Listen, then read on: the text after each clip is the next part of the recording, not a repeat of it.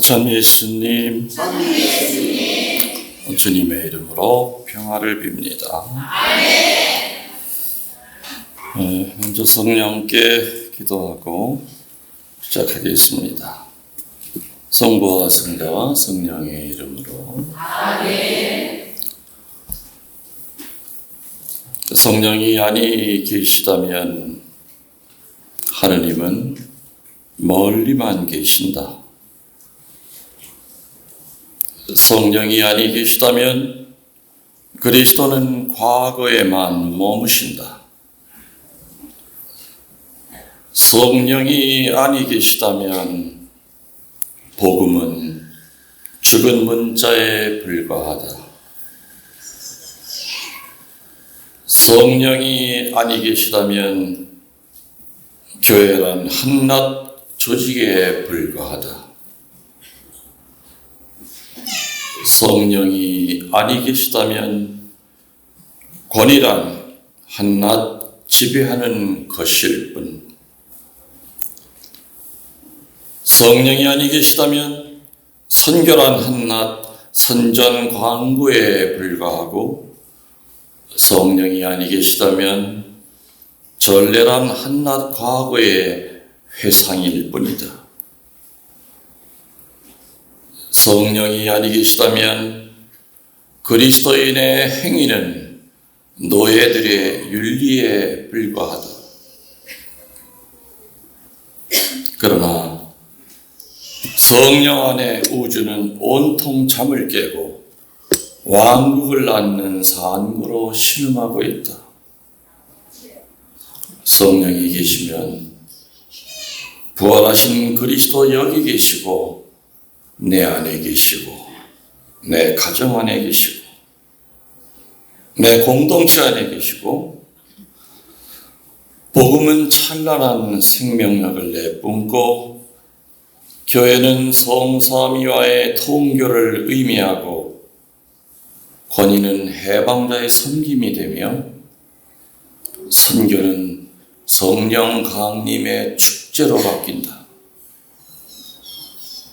전례는 왕국을 기다리는 기념이요 왕국에 미리 참여함이요, 그때 우리들의 행위는 하느님으로 가득 차리라.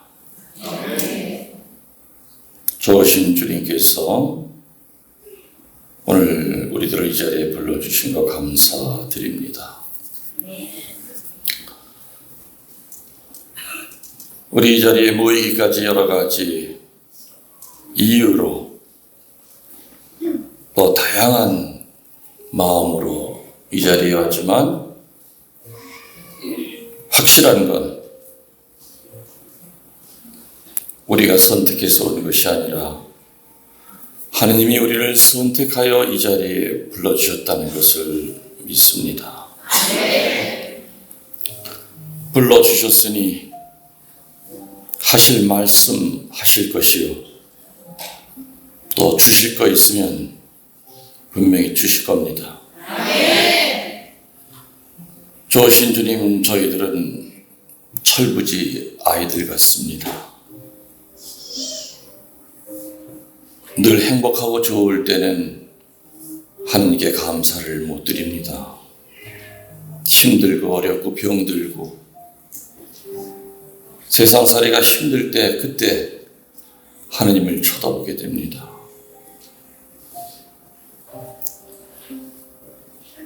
급할 때만 찾는 이 철딱선이 없는 저희들을 그래도 사랑하고 계심을 믿습니다. 오늘 이 자리에서 불러주신 의미대로 치유의 역사가 일어날 것을 믿습니다. 구마의 역사가 일어날 것을 또한 믿습니다. 믿음의 갑옷으로 입혀주실 것을 믿습니다. 시작부터 끝까지 성령께서 사제의 입을 가지시고 사제의 눈을 가지시고 사제의 모든 것을 가지셔서 사제가 강론하는 중에 그 강론의 말씀이 치유의 힘이 되어 필요한 치유가 일어날 것을 또한 믿습니다. 사제의 강론 중에 상처를 통하여 어둠에 사로잡혀 있는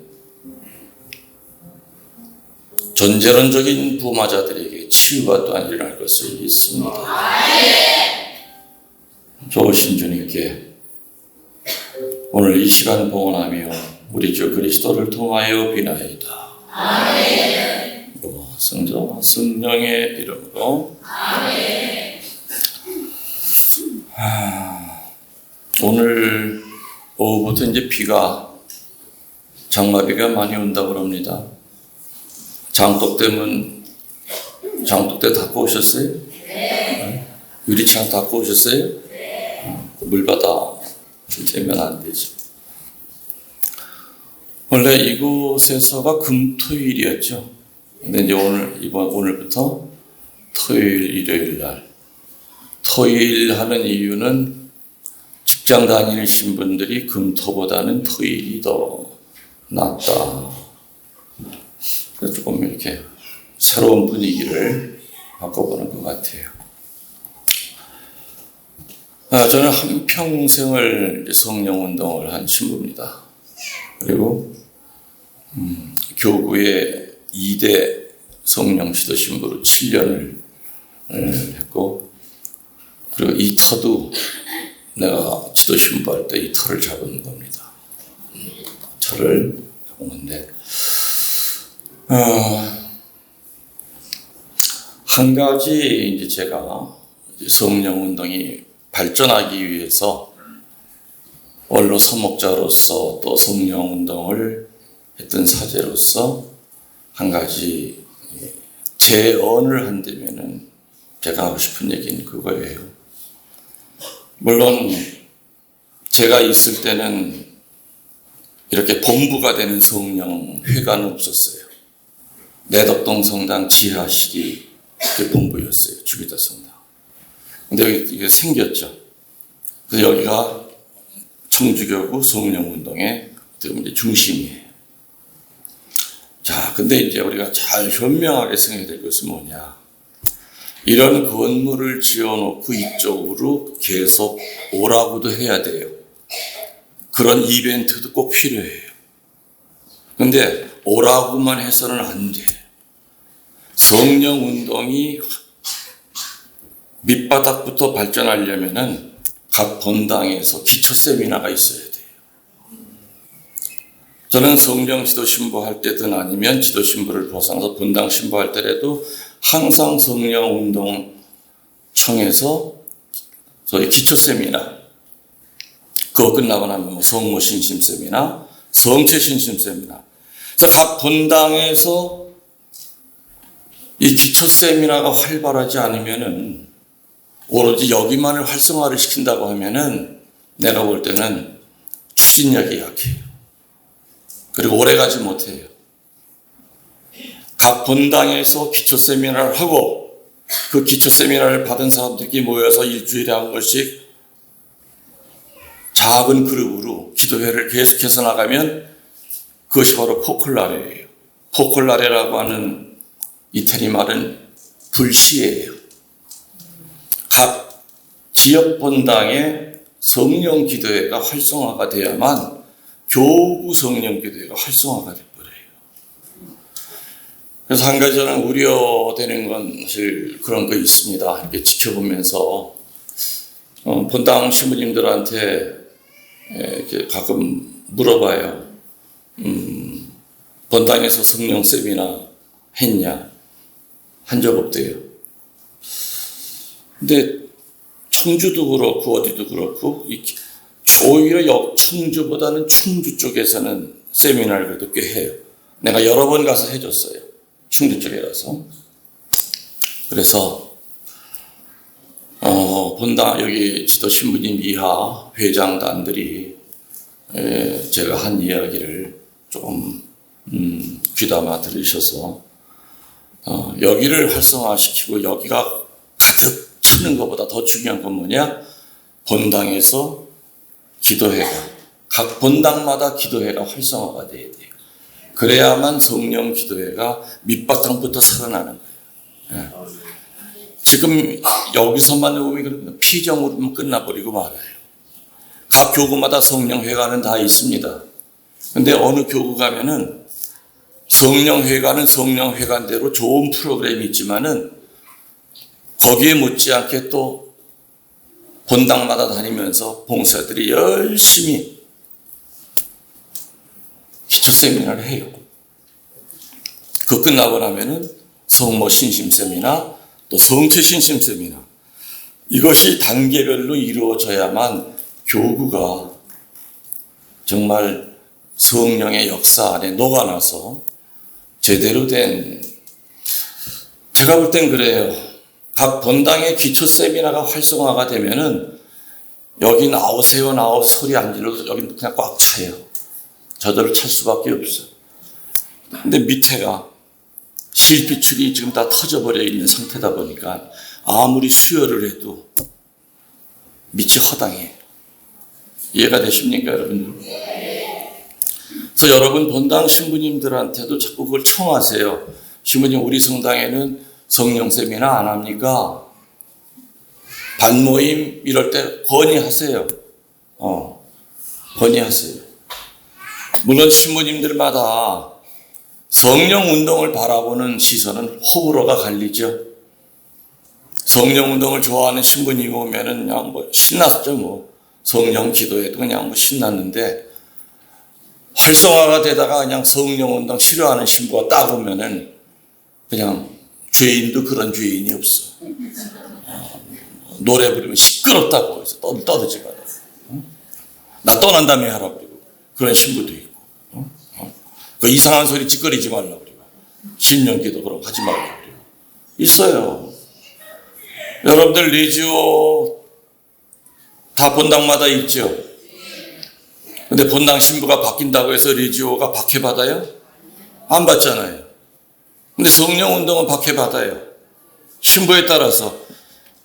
성령운동이 교회에 공인된 운동이에요, 아니에요? 인간된 운동이죠. 리지오랑 똑같죠. 근데 그 왜 그러냐 이거예요. 물론 신부님들한테 이렇게 좀 오해를 받는 것도 우리 쪽에서도 좀 문제가 없진 않아 있어요. 뭐 예를 들어서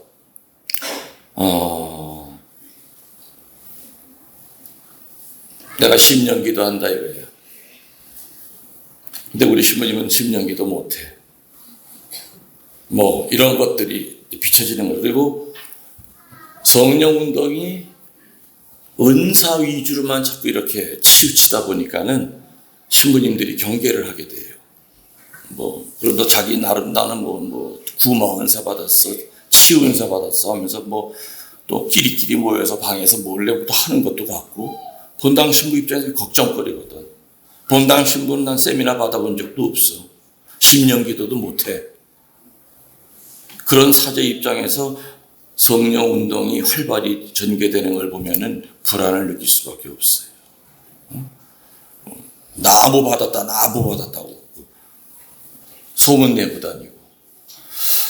그래서 이렇게 성령 운동에 대한 그 시각이 엇갈리게 된 그 원인 중에는 우리들의 그 현명하지 못했던 처신도 분명히 있습니다. 너무 은사 위주로 간다든지. 그러나 어떤 신부님들은 기초 세미나 이제 첫 주부터 쭉 하는 거를 지켜보세요. 지켜보면서 이게 굉장히 체계 있는 교육이구나. 그죠? 1주, 2주, 2주 하면서 정말로 그 책 한 권을 우리가 다 띄어야 해요. 그래서 오해를 푸는 신부님도 있고, 푸는 신부도 있고, 그래서 본당 신부님에게 안수 받을 때 신부님 나와서 안수해 주죠. 저 그런 거 해본 적 없는데. 그래도 하셔야 됩니다. 안수하면서 신부님이 성령에 침범하는 그런 경우도 있어요. 안수하면서 그냥 알바 뛰듯이 와가지고 안수해달라고 하죠. 알바 성령이 확 들어가거든요.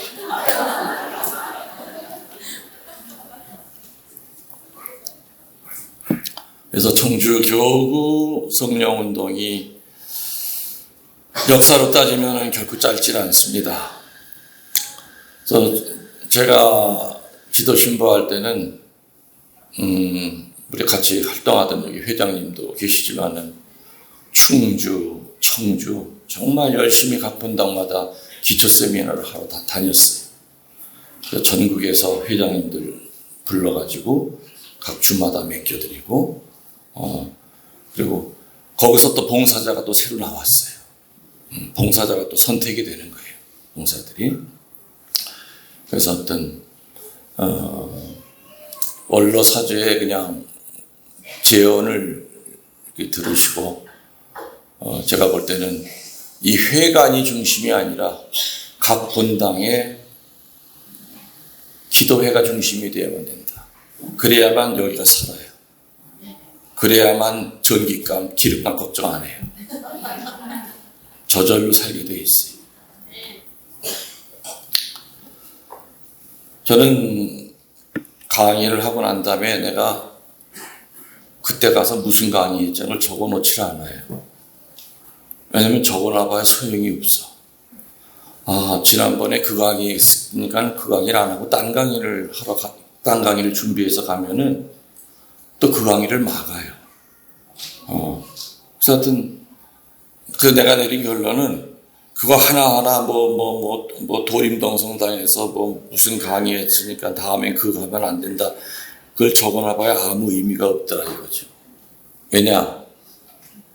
일단 내가 계획해서 내가 하려고 하면 내 입을 가지고 의지를 가지고 하려는 것이지만은 그냥 성령께 맡겨드리면은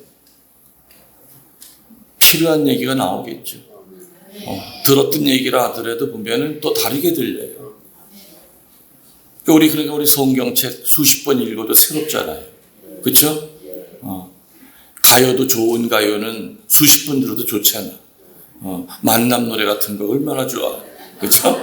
명곡 같은 거. 수백 번 좋아요. 그지? 네? 또 안드레아 노래 부르는 것도 수백 번 들어도 좋잖아요.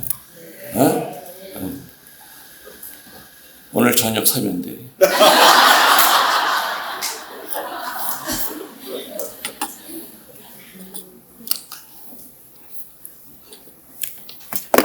내가 아마 어디서 이 얘기하고 어디서 저 얘기했는지 잘 기억이 안 나지만은,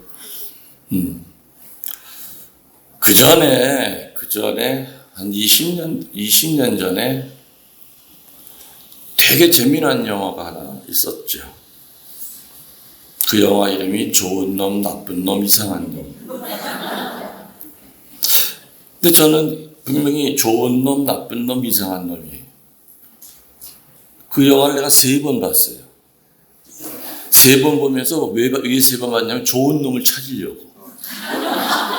근데 내가 볼 땐 3놈이 다 나쁜 놈이고 이상한 놈. 좋은 놈은 하나도, 이병현이도 나쁜 놈이고, 또 누구야? 말 더더더 하는 사람 누구야? 정구성이도 정우성. 걔도 내가 본 나쁜 놈이야. 그리고 또 이게 오토바이 타고 다니는 누구야? 송무지? 송강호? 송강호. 아무튼 나쁜 놈, 이상한 놈뿐이지 좋은 놈이 도대체 누군가? 어느 목사님이 이 영화를 보고 자기 주보에다가 글을 썼어요. 그 영화를 보고 소감을 적었는데 제목이 뭐냐면은 좋은 교회, 나쁜 교회, 이상한 교회. 그 주보를 내가 어떻게 우연히 이렇게 봤어요. 내가 있던 성당 옆에 교회인데 목사님이 되게 설교를 잘해. 가끔 거기 주보를 갖다 이렇게 봤는데 너무 재미난 거예요. 내용이 좋은 교회, 나쁜 교회, 이상한 교회. 그 목사님이 정의하기를 좋은 교회는 어떤 게 좋은 교회냐? 말씀대로 사는 교회다. 이게 좋은 교회. 두 번째로 나쁜 교회는 어떤 교회냐? 말씀을 팔아먹는 교회다. 세 번째, 이상한 교회는 어떤 교회냐? 겉으로 보면 말씀대로 사는 것처럼 보이는데 실제로는 말씀을 교묘하게 팔아먹고 사는 교회.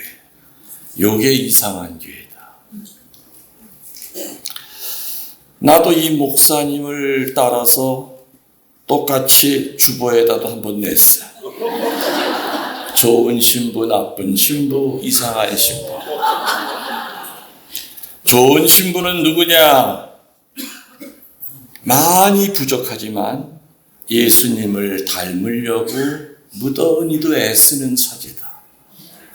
이게 좋은 신부다. 동의하십니까? 나쁜 신부는 누구냐? 위선자처럼 사제를 직업으로 알고 있는 사람이다. 사제는 직업이 아니죠. 근데 사제가 사제를 직업으로 안 되면은 이거 큰 망조가 들린 거죠. 직업 아니죠. 직업은. 우선 나 같은 경우만 해도 이게 직업이라면 절대 이 직업 안 택했죠. 신자들 가끔 물어요. 신부님은 당연히 물어보나 마나 만일에 다시 태어나셔도 사제 되시겠죠. 그러지만 미쳤냐 그러지. 아이고, 한 번 고생하는 것도 이게 힘든데 이걸 두 번씩이나 고생해요. 그럼 결혼하시겠네요 그래. 결혼도 안 한다고 그래. 하도 이상한 부부들을 많이 봤어. 그냥 혼자 살겠다고 그래.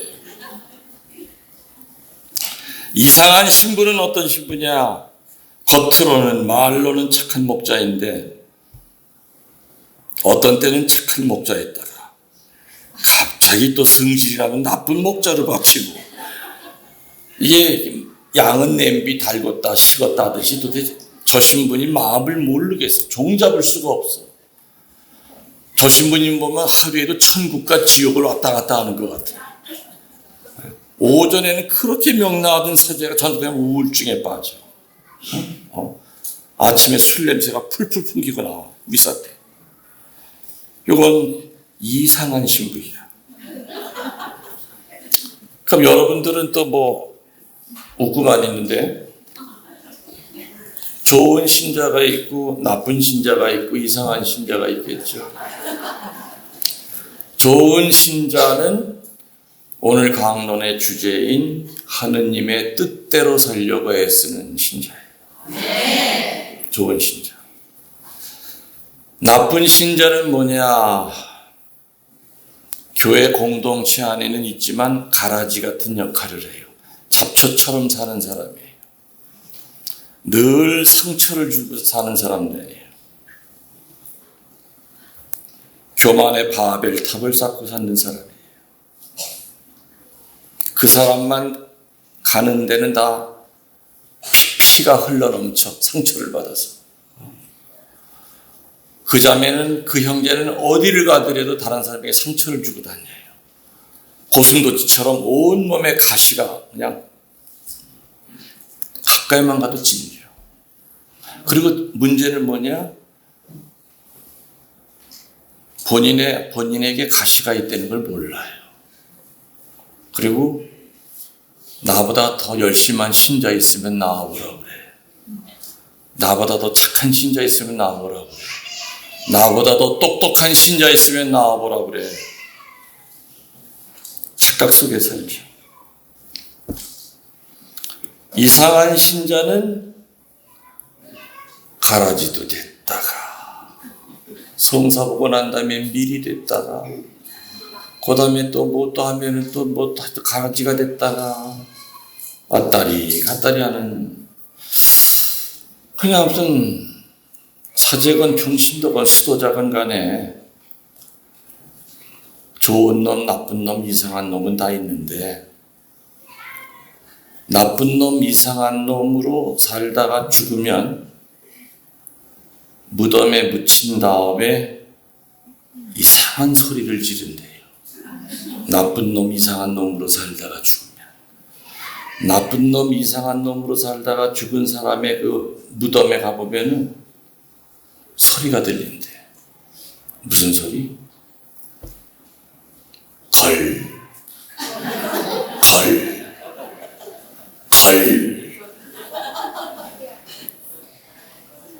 용서할 걸, 비우고 살 걸, 베풀 걸, 용서 청할 걸, 사랑할 걸, 사랑해달라고 청할 걸, 사랑받을 걸, 회개할 걸. 그러니까는 나쁜 놈, 이상한 놈으로 살다 죽은 뭐 어떤 위치에 있든지 간에 그 사람들이 죽은 무덤에 가면은 거리 뭐예요? 회개의 소리죠. 후회의 소리예요. 내가 용서하고 살았다면은, 내가 비우고 살았다면, 베풀고 살았다면, 용서 청하고 살았다면, 주님 닮은 종의 모습으로 살았다면, 후회만이 아니라 회개하고 살았다면 죽은 자의 몸에서 그런 소리 안 나오죠. 근데 착하게 살다 죽은 사람들의 그 영혼이 묻혀있는 무덤에 가면은 거기서도 또 소리가 난대요. 무슨 소리가 들릴까요? 네? 아까는 무슨 소리 들렸어요? 거기에 위에다가 기역자를 하나 더 붙여봐. 좋아서 깔깔깔깔깔 웃느라고. 걸과 껄이 다르다 그 뜻이.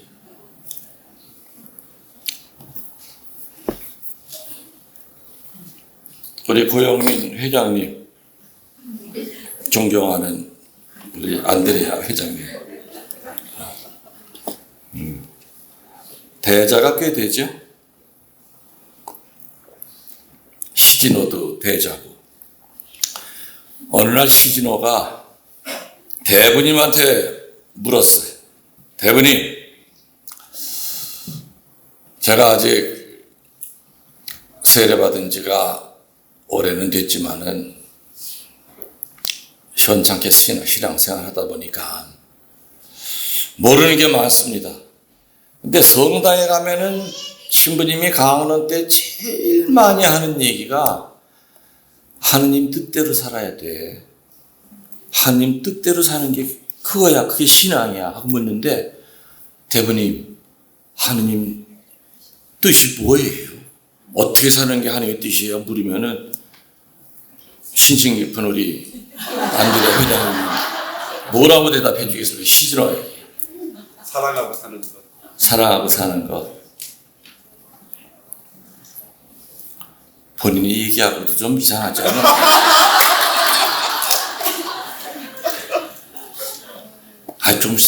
조금 생각을 한 다음에 대답을 해봐. 이렇게 그냥 막 나오지 말고, 아이고. 그 정도 얘기는 지나가는 사람 붙들고 얘기 다 해요. 아이고, 차라리 대자가 얘기해봐. 하느님 뜻이 뭐예요, 도대체? 아유, 저 인간은 한 수 더 뜨려져. 그때 틀리네, 하느님의 뜻이.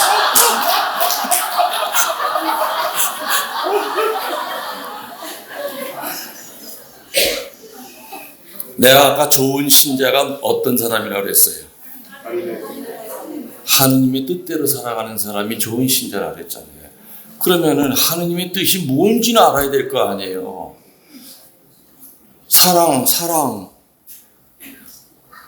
사랑이라고 하는 단어는 추상적인 단어예요. 그거는 손 하나 갖다가 나 너 사랑해. 근데 그 가슴에 와 닿디까 와 닿지 않아요. 성경에 보면은요, 제가 이제 얼마 전에 구약 강의가 다 인터넷에서 끝났죠. 아시는 분 아시죠? 구약 강의가 이제 끝났어요. 좀 쉬고 있는데 요즘. 구약에서도 보면은 그 하느님의 뜻이 무엇인가에 대한 것이 아마 제가 이렇게 강의 준비하면서 찾아놓은 것만 해도 한 300개가 돼요. 구약에 하느님의 뜻에 대한 그 성경 기절이. 신약에도 한 30개가 돼요. 그런데 그 많은 것 중에서 여러분이 제일 많이 이렇게 귀에 익숙한 하느님의 뜻이 어디 나오냐? 내가 몇 장 몇 절하면 그거 우리 집에도 걸려 있는데 그럴 거야. 짐작가 하시는 성경 구절 있으세요? 얘기해 보세요. 안드레아 씨. 네. 예수님의 통한 하느님의 뜻입니다. 됐어요. 뭐 이상해. 테살로니가 전서 5장 16절 이하 항상 기뻐하십시오. 늘 기도하십시오. 어떤 처지에서든지 기도하십시오. 이것이 그리스도 예수를 통하여 보여준 하느님의 뜻입니다. 성령의 불을 끄지 말고 성령의 감도를 받아 전하는 사람의 말을 무시하지 마십시오. 악을 멀리하고 선을 취하십시오. 독생자 예수 그리스도를 통하여 보여준 하느님의 뜻은 세 개예요. 기쁘게 사는 거. 두 번째, 기도하며 사는 거. 세 번째, 감사하는 거. 근데 문제는 그 앞에 껄쩍지근한 말이 하나 붙어 있어. 그것 때문에 기가 팍 죽는단 말이야. 기쁜데 어떻게 기뻐하래? Always. 기뻐할 일이 생길 때만 기뻐하는 게 아니에요. 믿지 않는 사람들도 기뻐할 일 생기면 다 기뻐서 희희낙낙거려요. 전혀 기뻐할 일이 아닌데도 기뻐하려는 거예요. 항상 기뻐하라. 이 말 때문에 기가 팍 죽죠. 우리 어쩌다 기뻐하잖아요. 그죠? 길 가다가 5만 원짜리나 주셔도 얼마나 그날이 행복한데. 큰 기쁨이죠. 그리고 기도라는 말 앞에 뭐가 붙어요? 늘 기도하십시오. 우리 기도하긴 해요. 근데 우리가 늘 기도하냐? 못하잖아요. 배 아파서 기도 못하고, 추워서 기도 못하고, 더워서 기도 못하고, 피곤해서 기도 못하고, 설사가 나서 기도 못하고. 아무튼 기도 안 할 꼬투리를 찾느라고 그렇게 또 기도라고 또 막상 기도라고 앉아 있어 봤자 그게 정말 살아있고 흠집이 없고 그런 기도냐? 그것도 아니에요. 몸뚱아리는 그냥 묵주 들고 한 30분 앉아 있어도 왜 의학 용어에서 그거 있죠?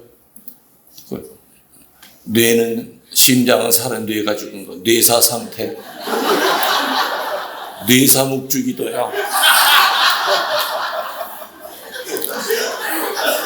손가락은 자동으로 굴러가. 뭐 이거 내가 한두 번 굴려본 거야. 뇌사. 뒤에서 보면 거룩하지. 아주 뒤에서 보면 빛도 나. 얼마나 거룩한지.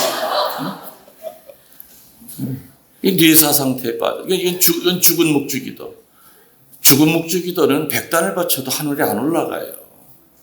구약과 신약에 흐르고 있는 하느님이 받으시는 제물의 조건이 있다고 그랬죠. 첫 번째는 살아있어야 돼요. 구약의 제사장들은 죽은 비둘기, 죽은 염소 안 받았어요. 피가 끓고 있는 걸 받았어요. 그러면 신약적인 의미로 살아있는 제물은 뭐냐? 깨어있는 제물이에요.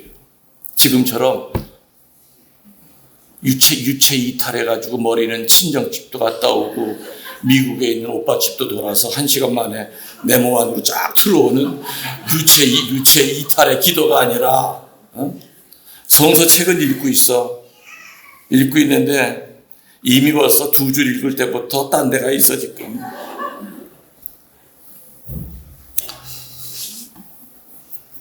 그건 살아있는 기도가 아니죠. 살아있는 묵주기도, 살아있는 예배가 아니에요. 1시간 내내 미사 시간 앉아 있어도 얼마나 깨어서 하느님을 만났던가. 시모님 강론할 때 얼마나 깨어서 들었던가. 살아있는 강론을 들었던가. 물론 살아있는 강론을 해줘야 될 책임도 신부님한테는 있죠. 당연히 있어요. 아무리 기를 쓰고 집중을 해도 졸린 걸 어떻게 해. 잠이 오는 걸 어떻게 해. 그러니까 시계만 보잖아. 오늘따라 왜 이렇게 강론이 길어. 점심 약속 시간 다 돼가는데 큰일 났네 하면서 이제 그런 마음으로 강론을 듣고 성체를 영할 때 눈물이 날까요? 안 나요. 그래서 사제와 신자는 신자 혼자만 살아있는 모습으로 미사를 드리는 것이 아니라 사제도 같이 해야만 돼. 그래서 사제는 정말로 엄숙하고 정성된 전례를 하면서 준비된 강론을 통해서 성체형할 준비를 시켜야 되죠. 그리고 신자들은 성체형할 때 눈물을 흘리면서 밖으로 나갈 때는 들어올 때 얼굴과는 전혀 다른 얼굴로 미사가 끝났으니 가서 복음을 전합시다 하면 천주께 감사합니다 할 때는 들어올 때 얼굴과는 전 다른 얼굴이 돼야 돼요. 그거는 교회의 의무예요. 사제들의 의무예요. 책임이에요. 늘 기도하는 거 쉽지 않아요. 그죠? 세 번째가 뭐라 그랬어요? 감사하라. 근데 또 어떤 말이 붙어요? 어떤 처지에 있든지 감사해요. 아침에 학교 다녀오겠습니다 하고 집을 나간 아이가 횡단보도 건너다가 덤프트럭에 치였어. 중환자실에서 숨을 헐떡거리고 있어. 그 앞에 가서도 감사하려는 얘기예요. 여러분 그러실 수 있어요? 쉽지 않죠? 왜 해필이면 하느님은 그때 뭐 했어? 왜 내 새끼 안 도와주고? 그때 뭐 했어? 그러니까 하느님의 뜻을 행하는 것이 어렵죠. 가끔 기뻐하고 생각나면 기도하고 마음 내키면 감사하는 거 그건 신앙인이 아니에요. 그건 종교인이지. 세상 사람들도 다 그 정도는 하고 살아요. 조상한테 감사라든지 천지 신명께 감사하든지 항상 기뻐하시고 늘 기도하고 어떤지 감사하라. 범사에 감사하라. 근데 이 앞에 거가 이루어지려면 그 다음 성경 규절이 뭐가 나왔다고요? 성령의 불을 끄지 말래요. 성령의 불을 끄지 말고 성령의 감도를 받아 전하는 자의 말을 무시하지 말라고 했어요. 성령의 불이 꺼지면 절대로 우리는 기쁘게 못 살아요. 기도 안 돼요. 죽은 시체처럼 하루 종일 앉아 있을지라도. 그리고 감사하는 마음 안 생겨요. 지금 이 세 테마는 사실은 수녀원에 가면은 일주일 연중 피정을 시킬 수 있는 큰 테마입니다. 하지만 또 굉장히 중요한 테마죠. 저도 피정지도 신부로 한평 살면서 이 하느님의 뜻에 대한 이야기를 참 많이 했어요. 아마 유튜브 찾아봐도 아마 굉장히 옛날 것부터 많이 있을 겁니다. 하느님의 뜻. 자, 그러면 오늘 나에게 주어진 시간 동안에 이 세 가지를 다 끝낼 수 있을지 그건 자신이 없지만 하는 데까지 한번 해보도록 합시다. 첫 번째가 항상 기뻐하십시오. 기쁨의 반대가 뭡니까? 누가 그래요? 슬픔이라고. 기쁨의 반대는 성질 부리는 거예요. 슬픈 게 아니에요. 슬픔이라고 하는 것은 기뻐서도 울음이 나올 때가 있어요. 그죠?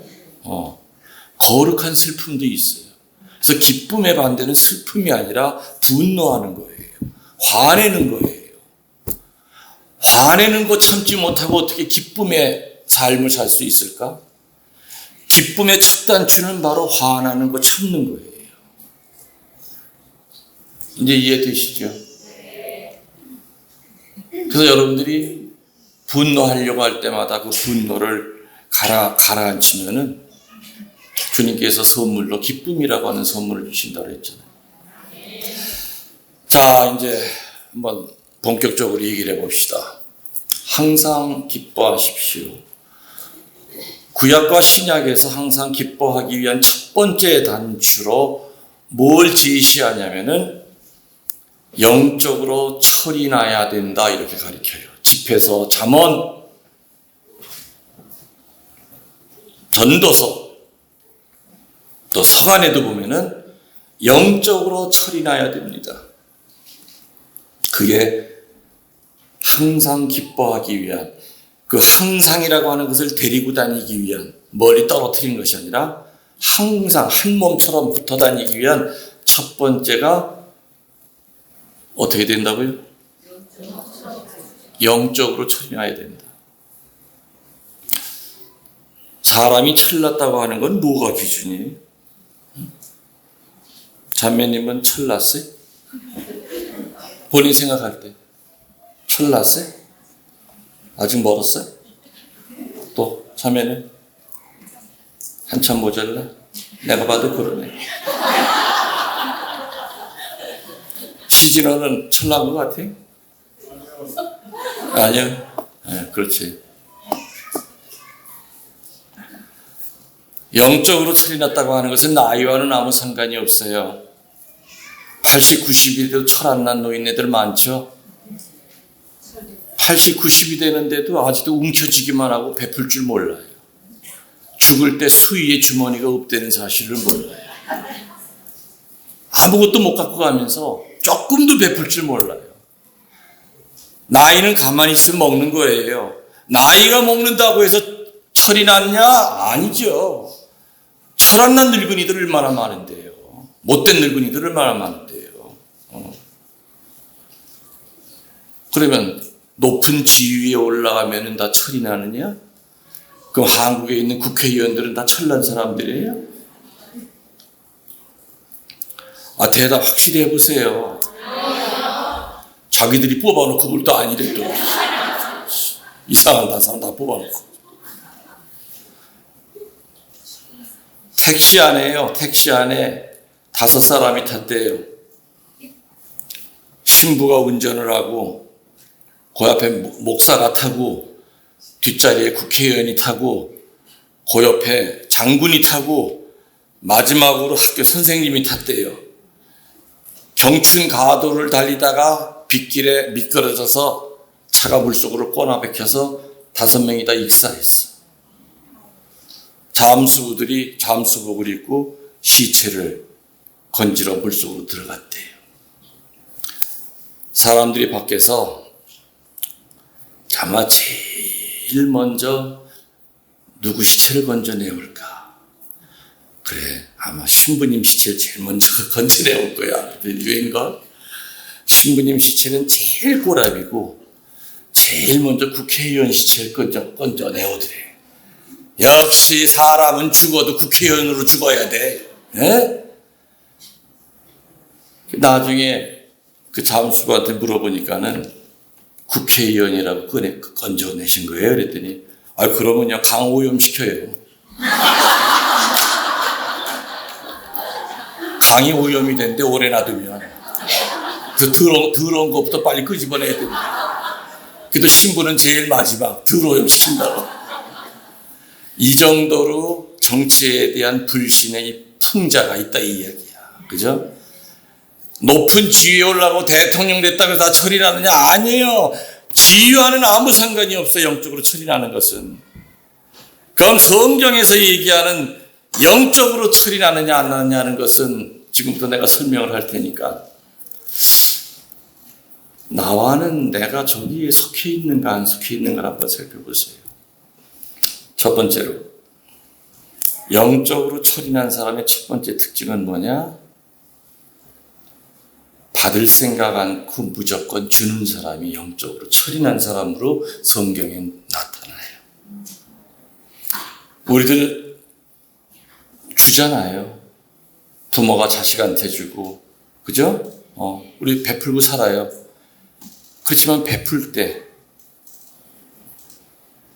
그래도 어느 한쪽 구석은 되돌아올 것을 기대하면서 베풀 때가 많아요. 본당 신부가 신자들한테 열심히 사목하면은 또 피드백이 오기를 기다려요. 내가 이만큼 사목했으면 신자들도 이만큼 뭔가 반응을 보여줘야 돼. 이게 전부 다 기대치예요. 아내가 남편에게 셋을 주면서 나를 사랑한다면 나 셋 안 바래. 하나는 나한테 줄 거야. 근데 자매님들 하나 들어왔습니까? 안 들어와요. 시어머니가 며느리에게 열을 줘요. 그러면서 제가 그래도 된 아이라면, 인성이 바른 아이라면 내가 이렇게 베풀었는데 나한테 적어도 3개는 줄 거야. 안 돌아와요. 주기는 주는데 내가 원하는 것이 채워지지 않을 때, 그때 씨앗이 하나 떨어집니다. 그 씨앗의 이름이 서운한 씨앗이에요. 근데 그 씨앗은 어떻게 생겨 먹었는지 비료 안 주고 물을 안 줘도 잘 자라. 그 서운한 씨앗에서 미움의 싹이 삐집고 올라와요. 그 미움의 싹에서 분노의 줄기가 쭉쭉 뻗어 그 분노의 줄기 끝에서 열매가 맺어. 그 열매 이름이 무관심이라고 하는 열매가 맺어. 무관심이라고 하는 것은 성서적으로 영적 죽음을 나타내요. 영적 살인을 나타내요. 한 집안에 살아도 그냥 돌멩이 쳐다보듯이 부부가 이미 딴방 쓴 지 오래전 얘기고, 여자는 여자대로 애인 있고 남자는 남자대로 애인 있고, 우리서 간섭하지 말자. 이 무관심이라고 하는 이 독이 들어있는 이 열매, 이 열매도 그 시작은 대단히 미묘했죠. 무슨 싹으로부터 나왔다고요? 서운한 싹. 서운한 싹. 그럼 이 무관심의 열매가 안 열리게 하려면 방법은 딱 하나예요. 그 싹이 나오기 전에 제초제를 타서 말려 죽이든지, 그러면 뿌리를 캐내가지고 그냥 태워 죽이든지. 그럼 그 방법이 어떤 방법이에요? 줄 때 어떻게 하려는 거예요? 줄 때 눈꽃만큼도 되돌려 받을 생각하지 말아라 이거예요. 사실 사람의 입에서 나오는 그 어줍지 않은 칭찬은 안개처럼 다 지나가요. 맞죠? 애초부터 상대편한테 베풀면서 돌아올 것을 기대하면은 내가 상처를 받아. 그리고 미워져. 아우 나쁜 사람 어떻게 저럴 수 있어. 내 괜한 짓 했어. 내 죽어도 욕도 먹네. 고마운 걸 몰라 저 인간은 도대체. 맨날 받기만 해가지고. 인간관계가 다 깨져버려요. 관계성이 전부 다. 그래서 줄 때부터 받을 생각 말고 줘요.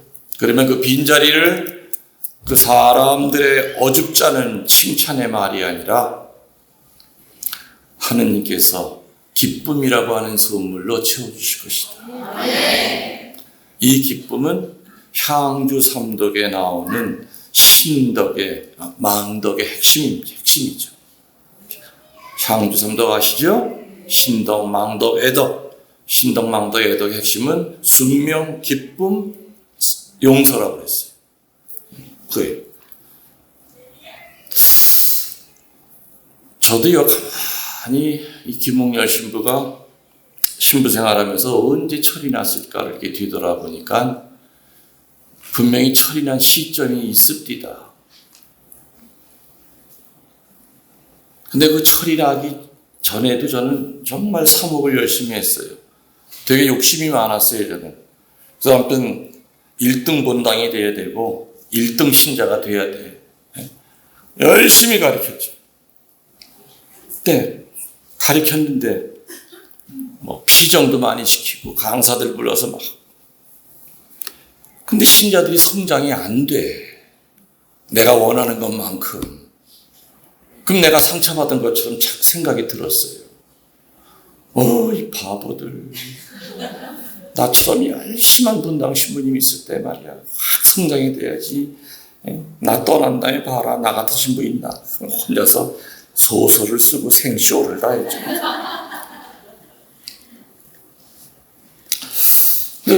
그래서 사목을 열심히 하면서도 기쁨이 없었어요. 철이 나니까는 왜 기쁨이 없었는지를 나중에 깨닫게 되더라고요. 신자들한테 주면서도 내가 받을 걸 자꾸 기대하면서 했기 때문에 기쁨이 없이 사목을 했구나. 근데 어느 날 한 사건이 있었어요. 언니가 얘기한 적이 있을 겁니다. 그 성당은 한 달에 한 번 성당 버스를 가지고 등산을 가요. 산행을 다녀요.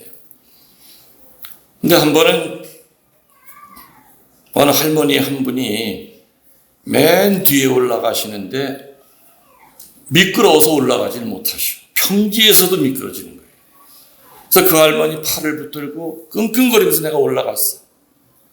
얼마나 무거웠는지 할머니가. 산 꼭대기에 올라가서 이제 땀을 식히면서 그 할머니 신발 바닥을 이렇게 한번 봤어. 도대체 얼마나 미끄러운 신발을 신었길래 그렇지? 보니까는 세상에 깜짝 놀랐어. 운동화 바닥이 다 맨질맨질하고 구멍까지 뚫려 있는 거예요. 저런 신발이니까 산비탈을 못 올라가는구나. 그 할머니를 보니까 가슴이 찡합디다. 그래서 거기 반장을 따로 불렀어요. 와보라. 저 할머니 어떻게 사시는 분이냐 그랬더니 혼자 산대요. 할아버지도 없고 자식도 없고 동사무소에서 이게 배급 타가지고 돈 타면은 거의 빵 몇 개 하루 사 먹고 나머지는 꽃동네 회비로 보내고 헌금 내고 교무금 낸다는 거예요. 저 신발 사실 돈이 없구나. 지금도 저런 할머니가 있구나. 저 할머니 신발을 하나 사드려야 되겠다 싶어서 그 다음날 그 할머니 레지오 팀이 주회하고 있을 때 시장에 가서 등산화 하나를 빨간 색깔의 등산화 하나를 샀어요. 그리고 까만 봉댕이 그걸 딱 들고서 할머니 레지오 끝날 시간 됐죠.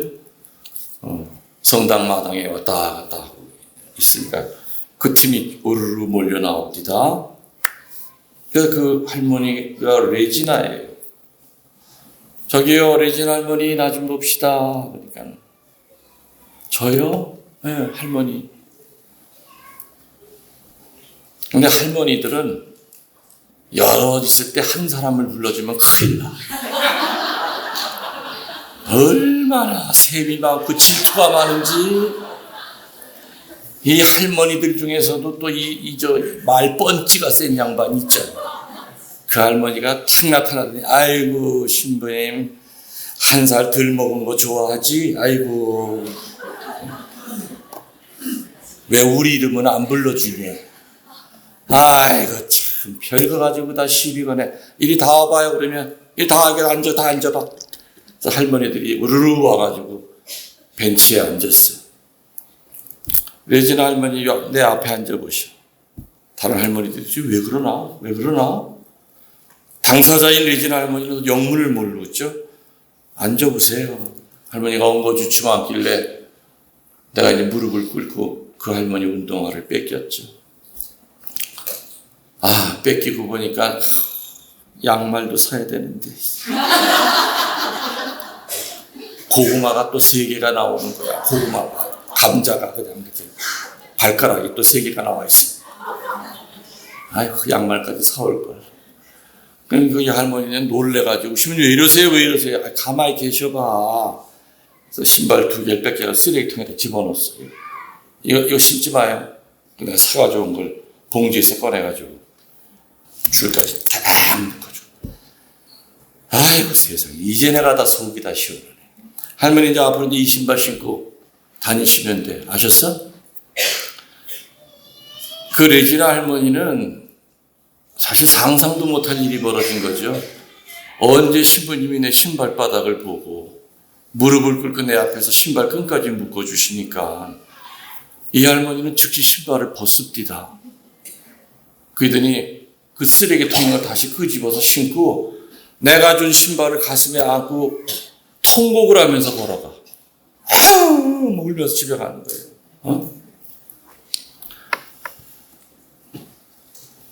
그 할머니가 그렇게 기쁨의 눈물을 흘리는 걸 보고 내가 그때 철이 나는 거예요. 나중에 이제 성지로 왔어요. 성지로 와가지고 그 레지오 팀들이 와. 그래서 물어보죠. 레지나 할머니 내가 사준 신발 잘 신고 다니냐고. 절대 안 신는데. 신부님이 사준 그날 집에 가서 십자가 고상 옆에 못을 하나 때려박고 거기다가 딱 걸어놨대. 예수님과 신발이 이제 맞먹는 거예요. 1년 내내 고상은 한 번도 안 닦아도 신발은 아침 저녁을 꺼내서 닦는 거예요. 그러면서 그런다는 거예요. 신발만 보면 신부님 생각난다고 운대 그렇게. 신부님 보고 싶다고. 그러면서 유언이 자기 죽을 때 신고 관 속에 넣어달라고. 그게 유언이래요. 그 레지나 할머니가 이렇게 기뻐하는 걸 보고 그때 나도 철이 난 거야. 받을 생각 않고 무조건 주니까 이렇게 기쁘구나. 그걸 내가 왜 몰랐던 거. 그 다음부터는 저는 정말 100% 다 드려요. 신자들. 그래서 어떤 경우에 내가 신자들을 위해서 내가 만일에 목숨을 내놔야 되는 그런 상황이 온다 그러면은 목숨 내놓을 수 있어요. 근데 지금은 달라고 그러지. 강의해야 되니까. 그 정도로 내가 영적으로 이제 철이 난 거예요. 그 영적으로 철이 났다는 건 뭐라고요? 다시 한번 정리합시다. 주면서 주는 걸로 끝내야 돼요. 그러면은 나도 모르게 어느 사이에 하느님이 주신 그 기쁨이 내 안에서 이렇게 샘솟고 있어. 그건 사람이 주는 기쁨이랑은 차원이 달라. 전혀 차원이 달라. 사람이 주는 기쁨은 안개처럼 지나가고 손에 든 물처럼 다 빠져나가지만 주님이 주시는 기쁨은 내 안을 가득 채워요. 괜히 웃음이 나고 괜히 싱글벙글거리게 되고 그게 기쁜 거예요. 두 번째로 성경에서 항상 기쁘게 사는 두 번째 방법은 뭐냐? 예수님을 닮아야 돼요. 너무나 자명한 얘기죠? 예수님을 닮아야 돼요. 근데 예수님을 닮아야 된다고 하는 얘기는 너무나 수도 없이 많이 들은 얘기지만 어떻게 하면 쉽게 닮을까에 대한 그 쉬운 방법을 가르쳐주는 사제들은 그렇게 많지 않아요. 예수님 닮는 쉬운 방법. 여러분 생각나세요? 크리스찬의 3대 영성이라고 제가 참 많이 얘기했어요. 요 세 가지만 행하면 예수님을 닮으면서 그냥 기쁘게 살게 돼요. 크리스찬의 영성은 세 가지라고 그랬죠. 첫 번째, 바보의 영성. 두 번째, 벌레의 영성. 세 번째, 이제는 좀 제발 잊어버리지 좀 마. 내가 여기 올 때마다 내가 이 얘기를 가. 그게 참 잃어버리셔. 쉽잖아요. 바보의 영성. 두 번째, 벌레의 영성. 세 번째, 연탄불의 영성. 이 세 가지를 행하는 자는 바로 예수님을 닮은 사람이에요. 첫 번째가 바보의 영성이죠. 예수님은 바보예요, 아니에요? 예수님 바보 그래도 한번. 또 하라고 그랬다고 또 진짜 해야 돼. 맞아요. 예수님은 바보도 그냥 바보가 아니라 큰 바보예요. 저 양반이 능력이 없어서 이렇게 돌아가신 거 아니죠? 말 한마디만 하면은 천사들을 불러서 다 물리칠 수 있었어요. 능력이 없어 돌아가신 분이 아니에요. 근데 정말 저 양반이 큰 바보예요. 우리는 저 큰 바보를 뭐라고 부릅니까? 주님, 내가 부르는 주님이 큰 바보예요. 그러면 나는 무슨 바보? 작은 바보죠. 이렇게 아는 건 나보다 더 선생이야. 근데 여러분 요즘 성당마다 바보 보기가 힘들어. 어쩌면 그렇게 다 예수님보다 똑똑한지 몰라. 바보들만 모여있는 성당은요, 성당 들어가는 입구부터 따뜻한 공기가 나와요. 바보들만 모여있는 성당 가서 피정지도 하면은요, 공기가 달라. 얼굴이 달라. 굳어있는 사람 얼굴이 하나도 없어. 어린아이처럼 웃기지도 않는 얘기 가지고 까르르까르르. 또 그냥 눈물을 꾹꾹 흘러. 근데 똑똑한 인간들만 모여있는 성당 가면요, 성당 저 정문서부터 찬바람이 쌩하고 나요. 성당은 으리으리해. 몇백억짜리 성당이에요. 성당 들어가서 이렇게 피정 때 보면은 다 굳어있어, 얼굴이.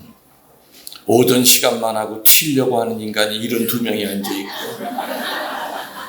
얼굴에 다 써있거든. 똑똑한 사람들이 모여있는 레지오에 가면은요, 처음에는 10명으로 시작이 됐는데, 몇 개월 후에 후나 들어가면은 2사람밖에 안 남아요. 마지막까지 누가 똑똑한가? 바보들이 모여있는 레지오 가면은 자꾸 분가를 시킬 정도로 사람들이 늘어나요. 분위기가 좋으니까. 근데 똑똑한 인간들이 있는 데 가면, 아우, 나 그 옆에 있는데 보기 있었어. 레지오 안에. 아우, 잘나기는 더럽게 잘나고, 아무튼 그냥 사람한테 상처 주고, 그냥 뭐 뒷담화치고, 그나마 있는 신앙마저도 내가 그 레지오 가서는 안 나오고 버리게 생겼다. 그러니까 레지오 안 나와요. 바보의 영성은 다른 게 아닙니다, 여러분들. 미사하러 성당 갔는데 성당 앞마당에 휴지 조각이 날아다녀. 그거 주워서 쓰레기통에 집어넣고 가는 게 그게 바보의 영성이에요. 화장실 갔더니 화장실이 지저분해. 그거 투덜거리지 말고, 오늘 이 펜 내가 이렇게 싸고 나가서 하면서 투덜거리지 말고 빗자루 갖다 깨끗이 닦아줘서 뒷사람 기분 좋게 하고 나오는 게 그게 바보의 영성이에요. 화장실 청소하는 사람 누가 정해져 있어요? 쓰레기 주는 사람 누가 정해져 있냐 이거예요. 여기 복대동 신자 있어요? 혹시? 청주 복대동? 복대동에 내가 복대동에 근무할 때 성당 부지가 굉장히 커요. 그래서 가끔 토요일 날 밤에 내가 쓰레기를 좀 밑에도 쫙 뿌려놔요. 그리고 일요일 날 내 사제관에서 이렇게 만원경으로 누가 주스면서 올라오면 쳐다봐요. 쫙 뿌려놨거든. 본당 총회장이 들어와요. 그래, 본당 총회장이니 저 쓰레기 분명히 눈에 보일 거다. 저거 아마 다 주워가지고 올라갈 거다. 아이고, 믿었던 내가 등신이지. 지 주머니에 있는 것까지 내놓고 엎디다. 그 다음에 성령 기도회장이 들어와. 그래, 성령 충만한 기도회장이니 분명히 쓰레기 줍겠지. 웬걸 깡통 차면서 올라가. 내 오른팔 왼팔이라고 하는 사목회 임원들 가운데서 그 쓰레기 줍는 인간 단 한 명도 없었어요. 결국에 누가 죽었는 줄 압니까? 허리 꼬부라진 할머니가 지팡이 잡고 올라오다가, 하긴 꼬부라졌으니 잘 보였겠지.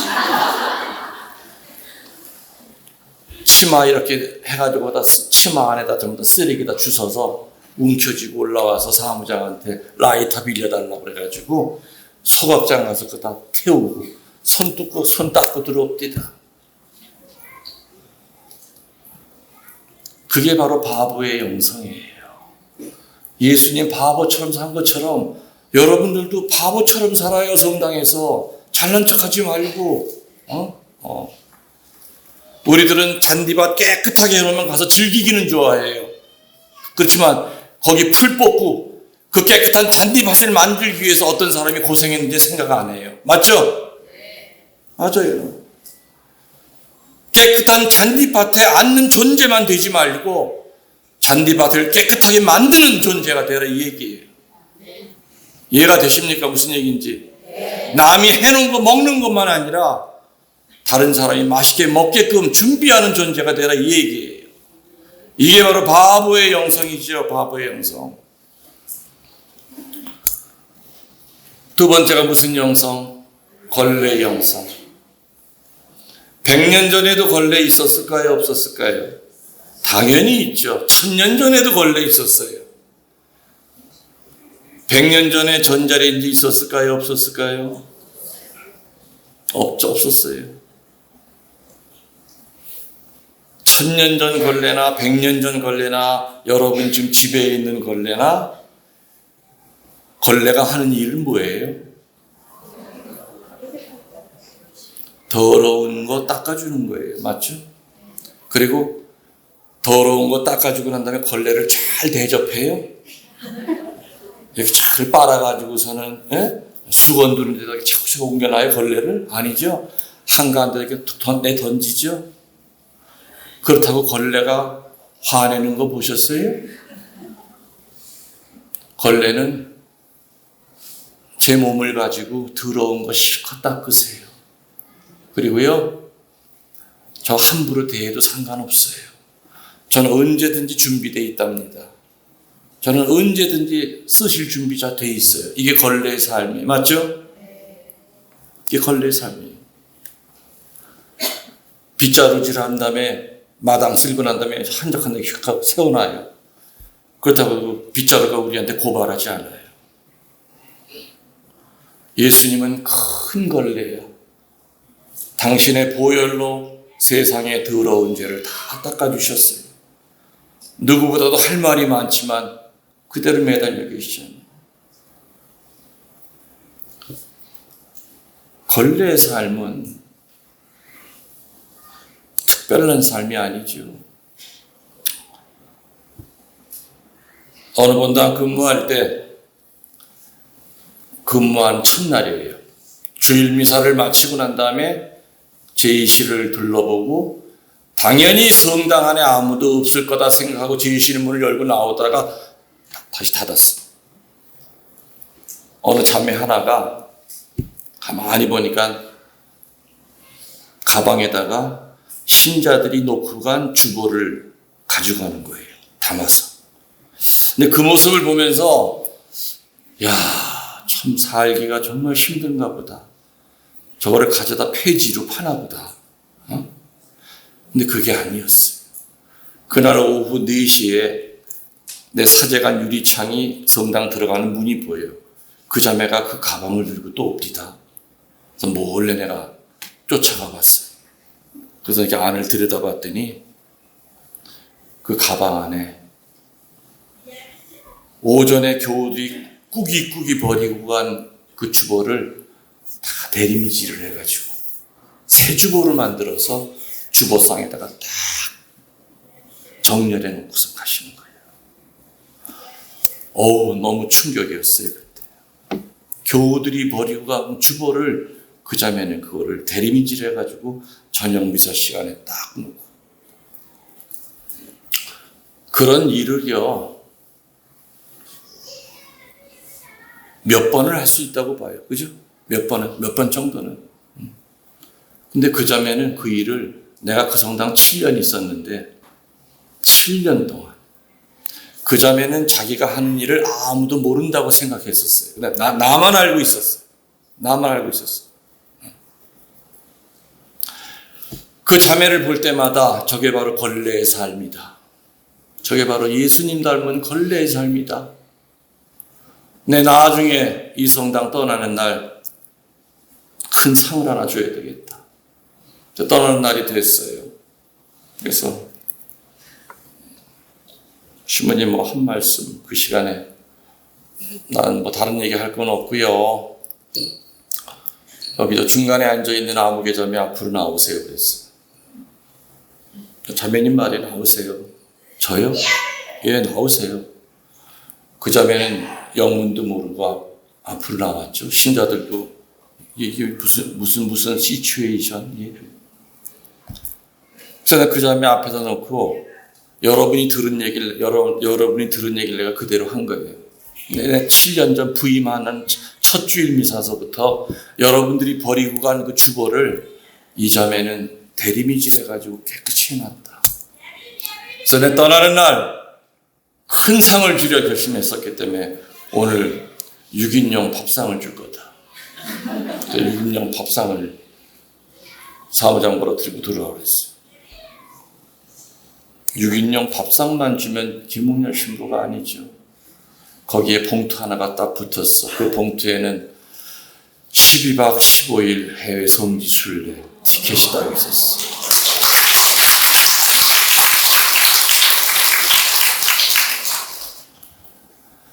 내가 떠나고 난 다음에 내 부임 신부님한테 전화했더니 난리가 났대. 주보 주느라고. 평상시에 주서야지. 평상시에. 아주 그냥 주보가 남아있지도 않고 있으면 다 주워간다는 거예요. 또 몇 장에도 대림질 해가지고 갖고 온대요. 또 그걸.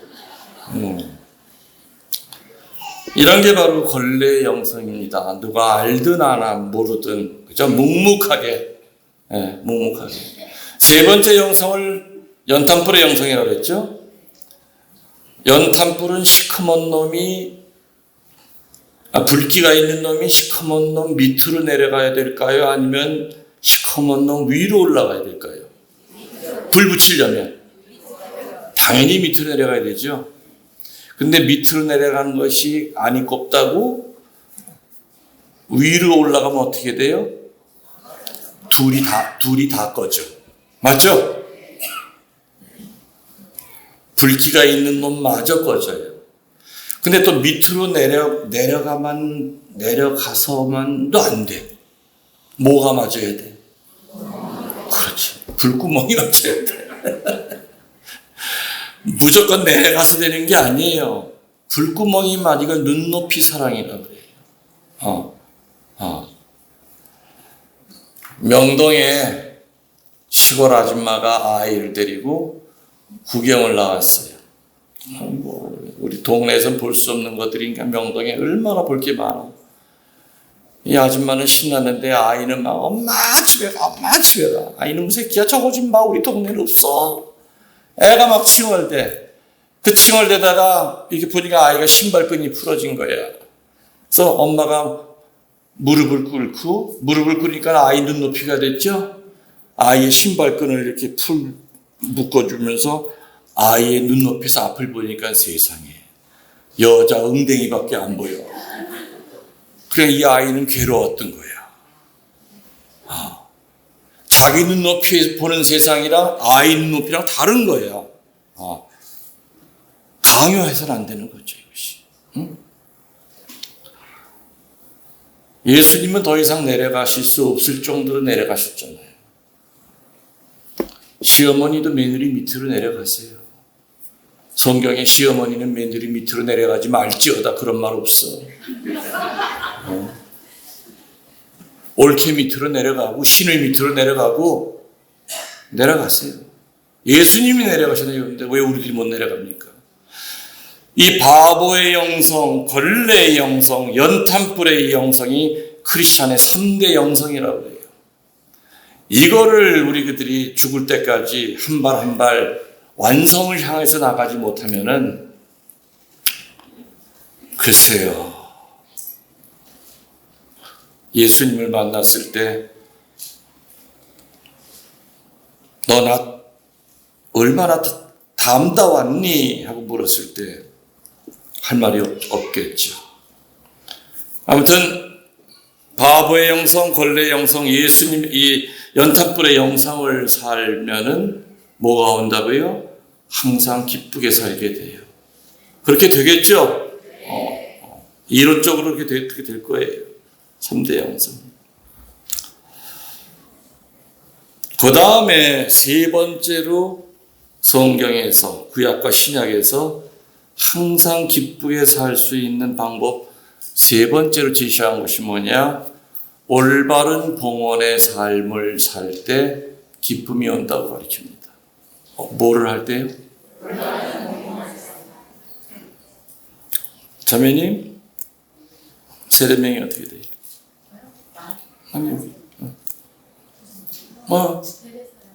데레사. 봉헌이 뭐예요?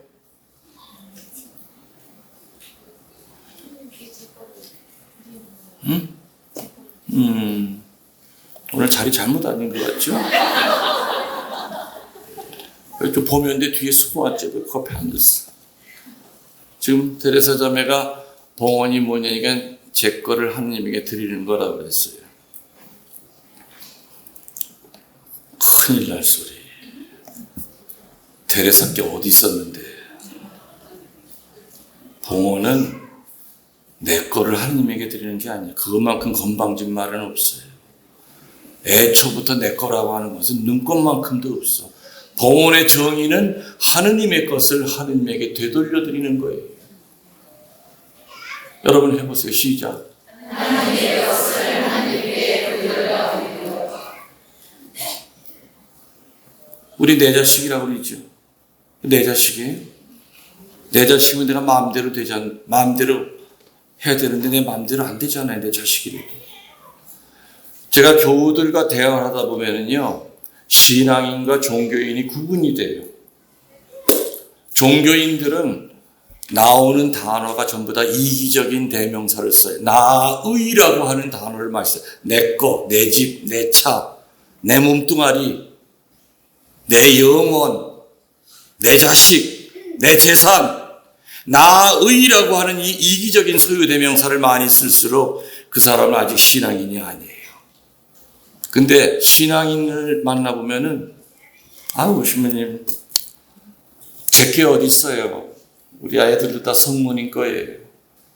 재산이 제게 어디 있습니까? 아이고, 건강한 몸 주셔가지고 이렇게 일용할 양 주셨는데, 집이고 이거 다 하나님 거죠. 제 거 없어요. 이거는 사랑의 대명사, 양보의 대명사예요.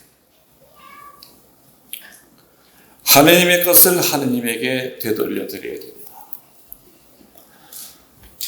제가 지난번 구약 강의하면서 말라기야서 얘기하면서 이제 11조에 대한 이야기도 했을 겁니다. 액수가 문제가 아니다. 그죠? 무언가 드리고도 조금 버겁다 하는 거 드리는 게 그게 올바른 예물이라고 내가 그때 얘기했을 거예요. 제가 외국에 갔다 오면서요, 비행기 안에서 사무장이랑 사무원들 줄 선물을 샀어요. 볼펜 같은 거 있지 않습니까? 그 사무장한테 볼펜 줬어요. 했더니 사무장 고마워하죠. 나는 기쁘질 않아. 왜 안 기쁜가 그랬더니 아무 부담이 없는 걸 줬기 때문에 그래. 그래서 내가 찍으려고 가져온 사진기를 줬어. 주고 나오니까 다시 도로 달라고 그럴까? 내가 미쳤어. 주고선 아까운 게 그게 진짜 참된 봉헌이에요. 남아 돌아가는가가 아니라, 그죠?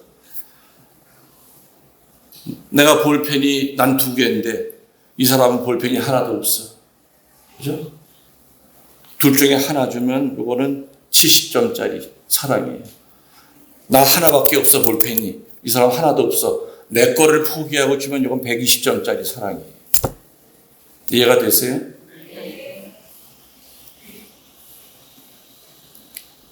뭔가 주고도 좀 아까운 생각이 들어. 이게 봉헌이에요. 아들을 신학교에 입학시키고 난 다음에 우리 아들 10명인데 뭐 아무것도 아까워. 아무런 하나도 안 아까워. 이건 아니죠. 아들을 봉헌하면서도 신학교 문을 쳐다보면서도 어떻게 키운 자식인데 그래도 하느님이 달래니까 드려야지. 그게 참다운 봉헌이에요. 주고도 아쉬움이 없는 건 올바른 봉헌이 아니에요. 그래서 말라기에서는 11조 얘기를 하지 않았습니까? 예수님도 가난한 과부 헌금 얘기했죠. 부자들은 으시으시대면서 헌금께에 돈을 잔뜩 집어넣는데 가난한 과부는 동전 한 입 딱 넣었어. 예수님이 날카로운 눈으로 그걸 쳐다본 다음에 제자들을 불러가지고 봐라. 저 부자들은 쟤네들은 많은 돈 가운데 그냥 적선하듯이 넣었어 하느님한테. 그렇지만 그 가난한 과부는 자기 가진 걸 다 내놨다. 오늘 저녁 먹을 양식을 살 돈까지 다 내놨다. 과연 그 과부가 그러면 그날 저녁에 굶어 죽었겠습니까? 아니죠. 어떤 방법으로든지 일용할 양식 주셨을 거예요.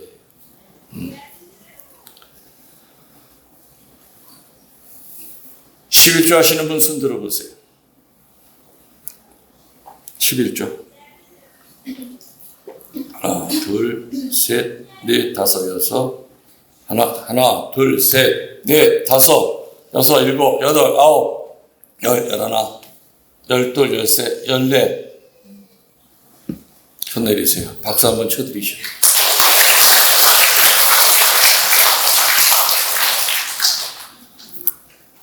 (11조는) 이제 크게 세 가지로 나눕니다. 시간의 11조가 있고, 육신의 11조가 있고, 물질의 11조가 있어요. 시간의 11조는 뭐냐? 하루 24시간에 10분의 1이면 얼마인가? 2시간 40분이 되죠. 2시간 40분을 하느님에게 봉헌을 해야 돼. 심지어 장사하는데요. 감실 앞에서 성체조배를 하면 얼마나 좋겠습니까만 그렇지 못하잖아요. 다시 말하면 하루에 2시간 반을 하느님을 의식을 해야 된다 그 뜻이에요. 하느님을 의식해야 된다 그 뜻이에요. 차 타고 가면서도 아니면 직장에서도 틈틈이 하느님께 화살 기도를 쏘면서 적어도 하루에 10분의 1 시간을 봉헌해야 돼요. 그게 시간의 11조예요. 어느 통계학자가 조사를 했대요. 사람 한평생을 약 70년으로 이렇게 지금 평균 수명에도 올라갔지만 70년으로 봤을 때 70년을 어떻게 소비하고 살아가는가. 하루에 7시간 잠자는 사람이 70년 동안 잠잔 걸 모아두면 24년 동안을 잠을 자요. 24년 동안 자는 거예요. 근데 여러분들 24년만 주무십니까? 오전에도 또 한번 엎어지시면 한번 하셔야 되고, 또 오후에도 또 낮잠 또 시간 잠자야 되고, 이렇게 따지다 보면은 70년 가운데 24년이 뭐예요? 엄청나게 많이 잠잘 거예요. 또 그 학자가 조사한 게 뭐냐? 화장실에 앉아있는 시간이 몇 년이냐 또 조사를 했대요. 요거는 남자가 여자보다 더 길어요. 남자가 1년 반이 더 길어요. 남자가 7년 6개월을 앉아있어, 화장실에. 70년 동안에. 여자는 4년 8개월. 물론 변비 있는 사람은 더 오래 앉아있겠죠.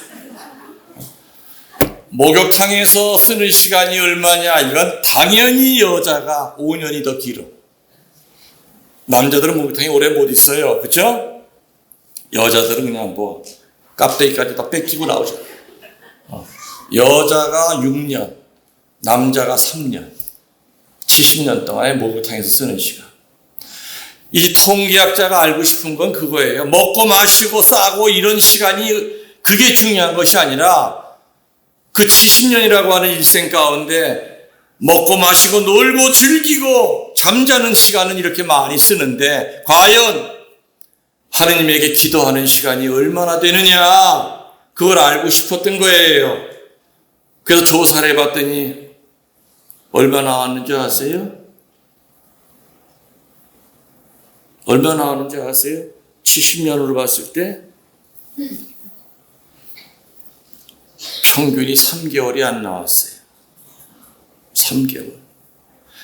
그래서 내가 계산기 가지고 두둥겨 와서 3개월 나눠보니까 매일같이 15분씩 기도해야 3개월이 나와. 70년 동안. 매일 15분을 기도해야만 70년을 살면서 3개월이 나와.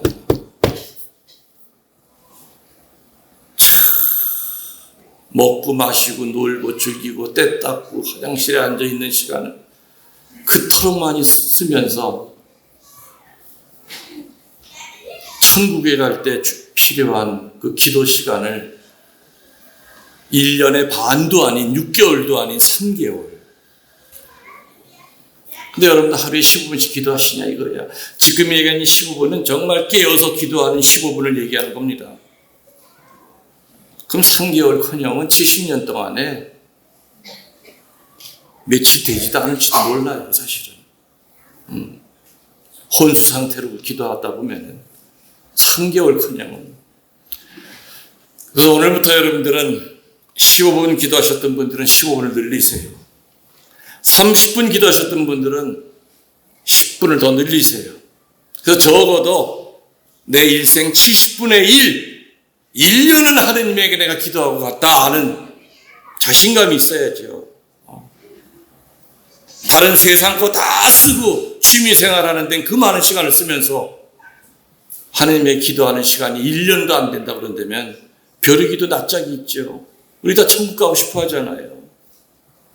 그토록 원하시는데 대화하기를 그분께서.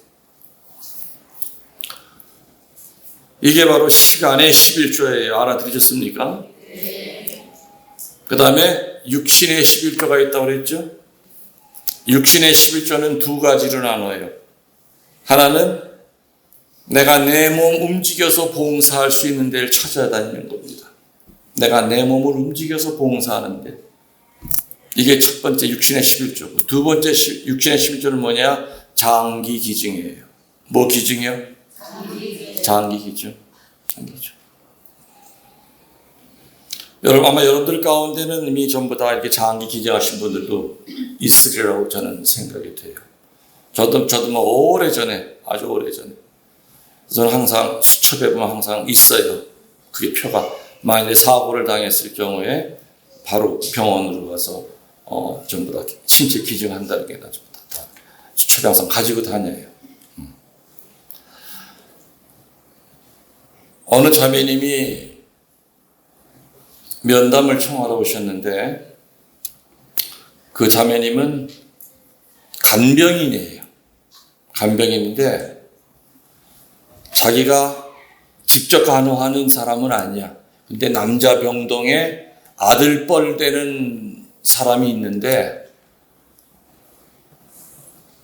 동생 둘을 데리고 산대요. 부모도 없고. 22살인데 한밤에 배달을 하다가 버스에 치워가지고 콩팥이다 으깨졌어. 너무 안타까워가지고 몰래 자기 피랑 검사를 해봤더니 그게 맞은 거야. 2만 분의 1이. 피도 살도 안 섞인 남인데.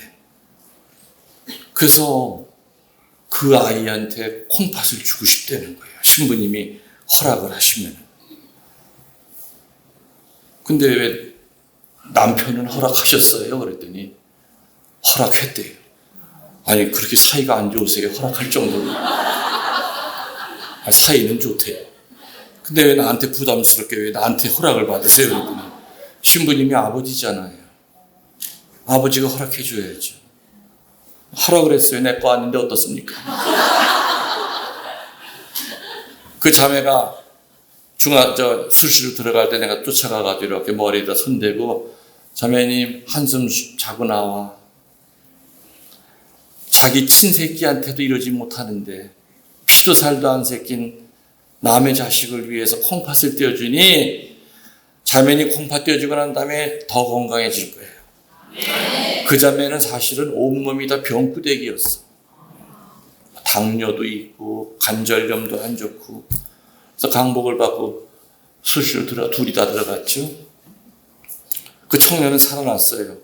그 자매님 콩팥을 하나 받아가지고, 그리고 그 자매님도 회복을 하면서 다시 이제 검사를 했더니 세상에 깜짝 놀랐어. 그 전에 있던 지병들이 다 사라진 거예요.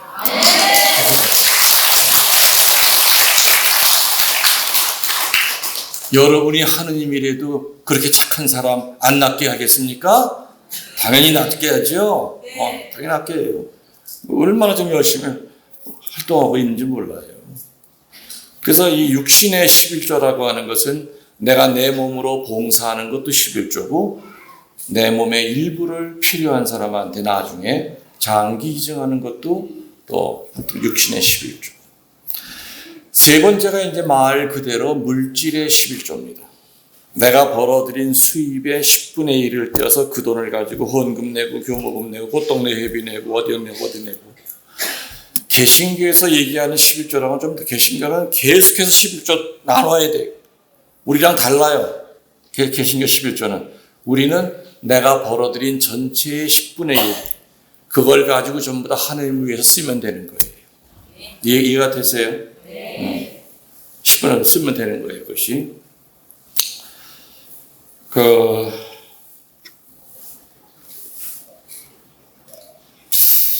사실은 개신교 같으면은 신자가 한 50명만 돼도 교회를 운영을 해요.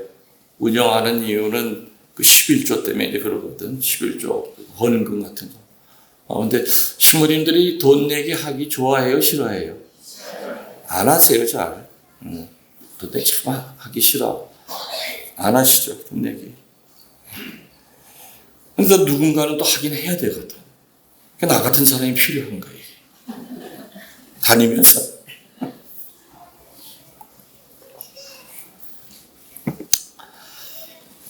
여기도 빚 있죠? 이거 한다고 빚 있다고 들었는데 빚 다 갚았어요? 그럼 얘기 안 해도 되겠네. 물질의 11조 내가 벌어들인 것의 10분의 1을 바로 이게 봉헌한다.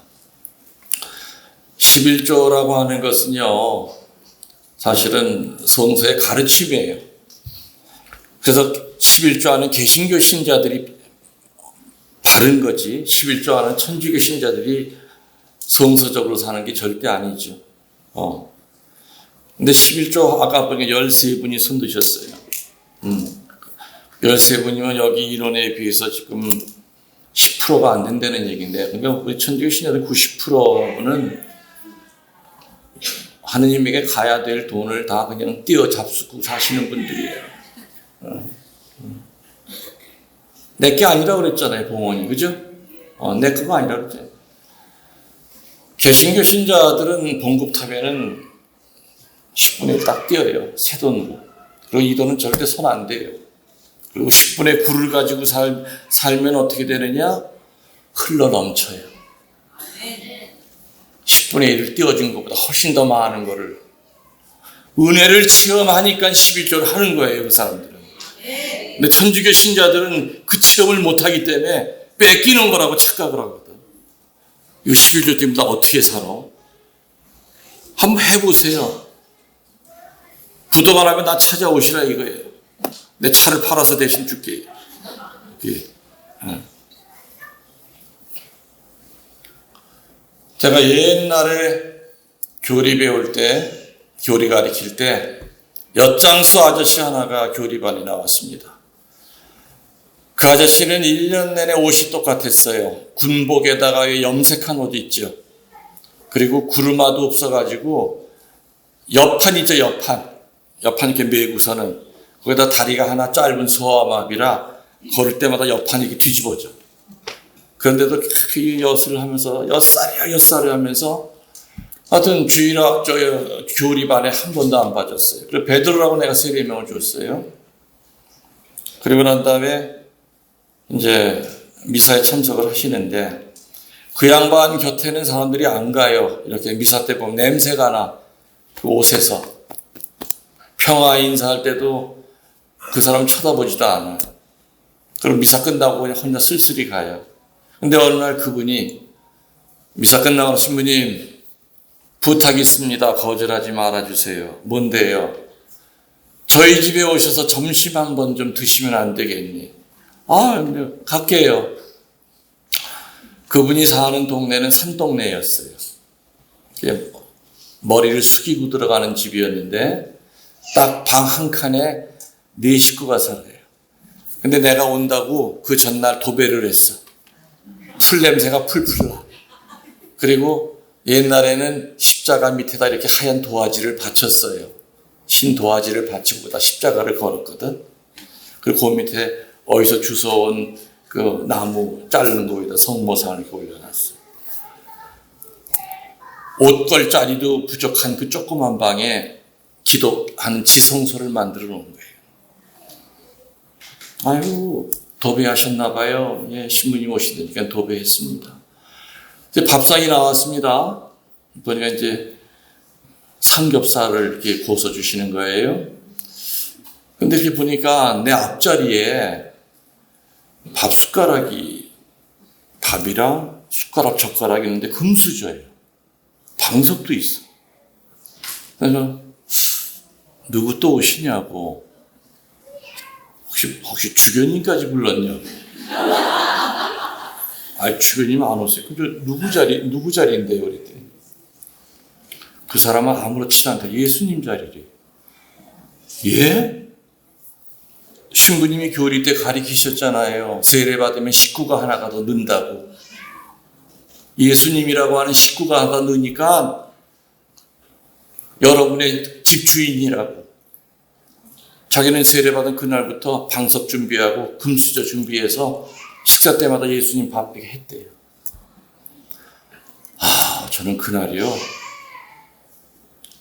밥이 정말 콧구녕으로 들어가는지 너무 창피한 거야, 내가. 나는 그렇게 가르쳐 놓고 내가 과연 다른 사제관에 예수님 계시다고 내가 믿은 적이 몇 번 있었느냐 이거야. 한 번도 없었어. 밥 먹을 때마다 내 입에 쳐놓기 바빴지. 예수님 생각하면서 밥 먹은 적 한 번도 없어. 건성으로 그냥 식사하다 보서 후딱 끝내버렸지. 근데 엿장사 아저씨 베드로 씨는 본당 신부 교리 때 배운 걸 그대로 지키고 있잖아. 방석 준비하고. 한 달 있다가 더 기가 막힌 건 교무금을 측정하러 오셨어. 내 생각에 그 양반은 한 3,000원만 내시면 그것도 많다고 생각했는데 이분이 신부님 저 3만 원 낼 수 있대. 에? 그때 그분 당에서 교무금 제일 많이 내는 사람이 4만 원 냈던 시절이에요.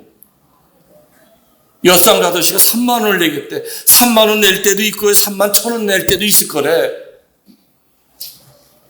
하루 열심히 가위질하면은 예수님 밥값으로 하루에 1,000원씩은 자기 예수님 밥값으로 벌 수 있대. 하루에 1,000원씩 예수님 밥값으로 띄워놓는 거예요. 그래서 30일 되면 3만 원, 31일 되면 3만 1,000원. 그 이후에 그분은 어김없이 교목을 이렇게 내셨어요. 깨끗한 봉투에다가. 그 성당에서 냄새 난다고 그냥 거들떠보지도 않는 그런 형제였지만은 그 성당 5,000명 성당 가운데 예수님 밥값 준비한 교우는 그 엿장사 아저씨 베드로 한 분뿐이었어. 정말 나는 그때 그 집에 가서 정말 창피했어요. 고개를 못 들어서 밥도 먹는 둥 마는 둥 도망쳐 나왔어. 나는 생각하면서 맞아, 배고프다고 나온 줄 그냥 건성으로 그냥 하고 그냥 밥 먹기 바빴지.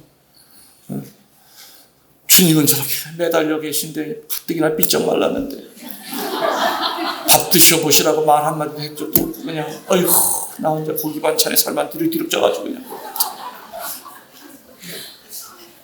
아이고, 주님 죄송합니다.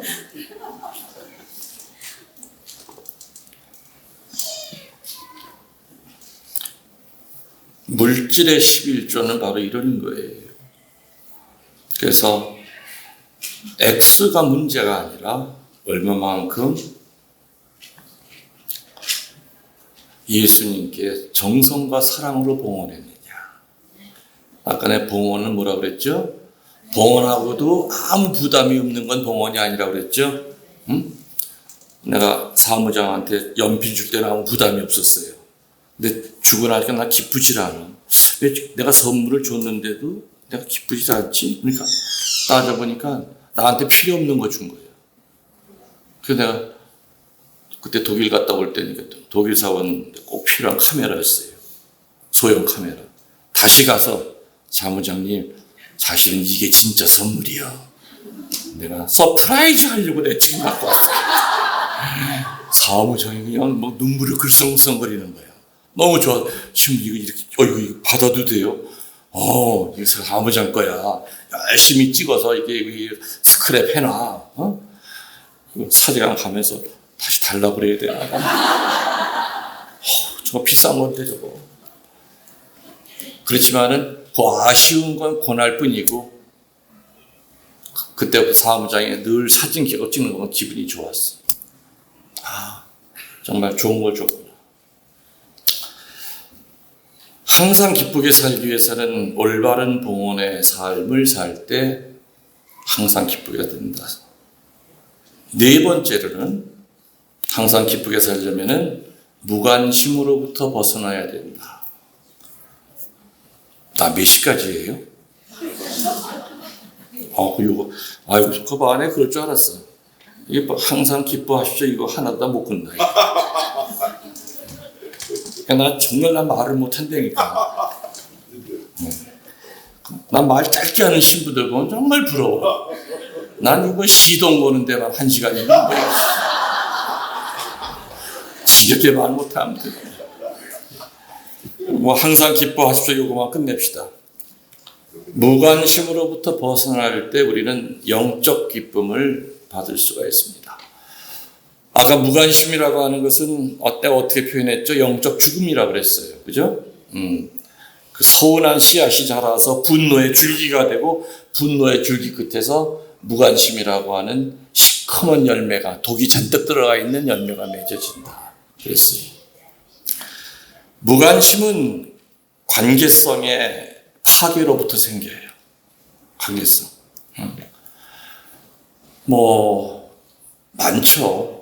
노인들에 대한 무관심, 자식들에 대한 무관심, 또 저 같은 이제 은퇴 신부들에 대한 무관심을 한번 끼워 집어넣습니다. 저도 또 되게 많아요. 무관심의 종류가. 또 부부끼리의 무관심 이런 거 많아요. 두 개만 얘기할게요. 어른들에 대한 무관심과 부부끼리의 무관심, 두 가지만 얘기할게요. 어른들의 하시는 말씀은요, 무조건 반대로 알아들으면 정답이에요. 어머니 식사하셔야죠. 아이 밥 생각 없어. 이 말은 밥 차려내와 그 뜻이야. 어머니 애들 데리고 내려가려고 그랬는데 비가 너무 많이 와요. 어떡하죠? 됐어. 비 오는데 왜 내려와. 그 뜻은 3박 4일 걸려도 기어 내려와. 그 뜻이야. 네가 보고 싶은 게 아니라 내 손주가 보고 싶어. 손주 끌고 와. 그 뜻이야. 이게. 노인들은 절대로 직설적으로 얘기 안 해요. 이해가 되시죠? 어머니 아프세요? 아니야, 괜찮아. 늙으면 다 이렇지. 그러시구나. 그럼 서운해 하시잖아. 차에 타고 병원에 가서 침이라도 한번 맞으세요. 그렇게 되는 거예요. 노인들에 대한 무관심. 그 다음에 부부들에 대한 무관심. 저는 부부들에 대한 이 무관심으로부터 해방될 수 있는 것을 저는 삼소의 정신으로 살아가야 된다 얘기를 합니다. 따라하세요. 옳소, 좋소, 미소. 옳소는 누가 누구에게 하냐면은 남편은 아내가 하는 말에 무조건 옳소 하면은 집안이 편안해져요. 왜냐면은 남자에게는 없는 특별한 능력을 여자에게 줬어요. 그 능력이 예감력이에요. 앞을 내다보는 능력은 남자보다 여자가 훨씬 더 정확해요. 자고로 부모 말 어겨서 사업 성공한 남자 없고요. 아내 말 어겨가지고 사업 성공한 남편 없어요. 여자들은 수학적으로 나오는 것이 아니라 뭔가 촉이 있어. 여보, 그거 안 했으면 좋겠어. 그럼 안 하면은 적어도 손해는 안 가. 근데 그거 어기고 하면 그 쫄딱 망한단 말이에요. 예. 그럼 신부님, 아무리 생각해도 여자가 하는 말이 틀렸는데 끝까지 옳소해야 돼요? 그럴 때는 방법이 있죠. 아이들 앞에서 면박 주지 말고 네가 알아야 뭘 아냐 하지 말고 아이들 앞에서는 그래 당신 말이 맞아 해놓고 나중에 조용한 데로 데려나가서 찻집에 가서 자네 아까 한 말 전이 이러고 후가 이런데 내 생각은 이런데 자네 생각은 어때 하면서 이렇게 얘기해 주면은 여자는 감동을 받아요. 아, 여보 당신 생각이 맞는 것 같아. 내 생각이 짧은 것 같아. 한번 해봐. 여자는 감동을 줘야만 내 여자가 돼요. 반대로 남자는 칭찬을 해줘야만 내 남자가 되거든. 응? 진짜예요. 그렇죠? 데레사가 칭찬 많이 해줘요. 그리고 안드레아는 데레사한테 감동을 많이 줘요. 감동 많이 줘요. 내 전화해볼 거예요 지금.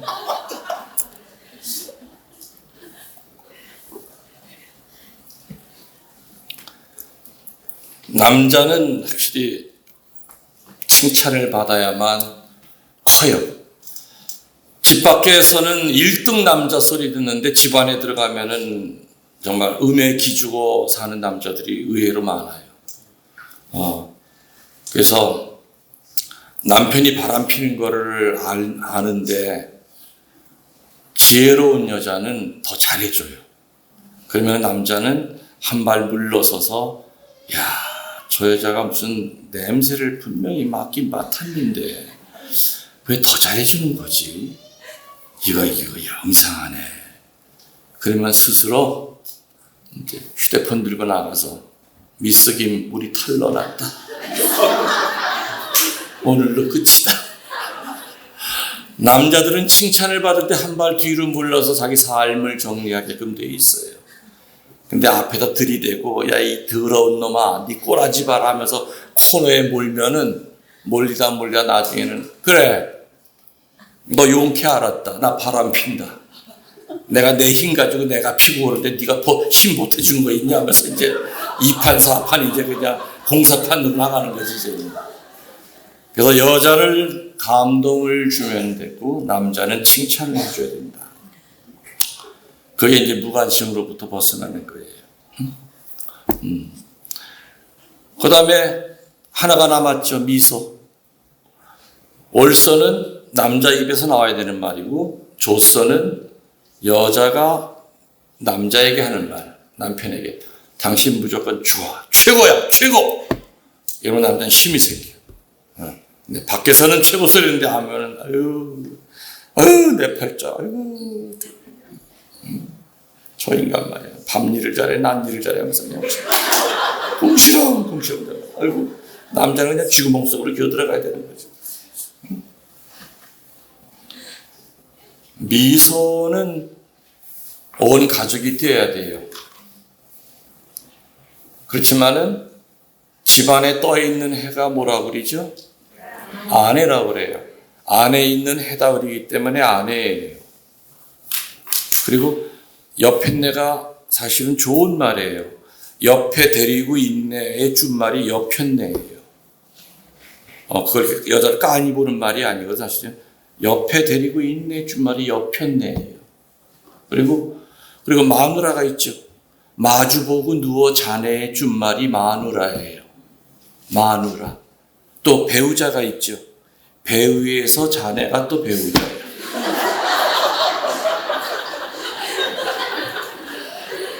아주 다 좋은 말들. 다 좋은 말들.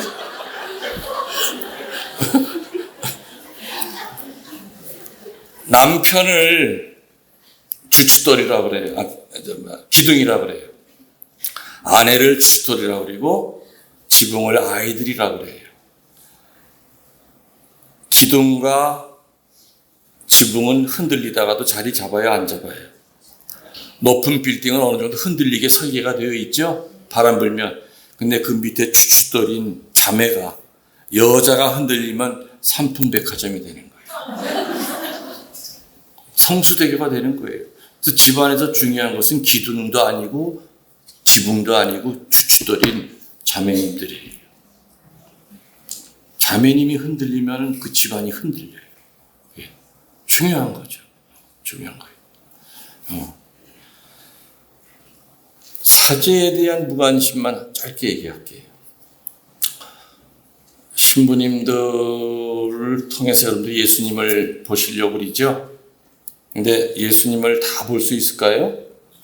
다 못 보죠?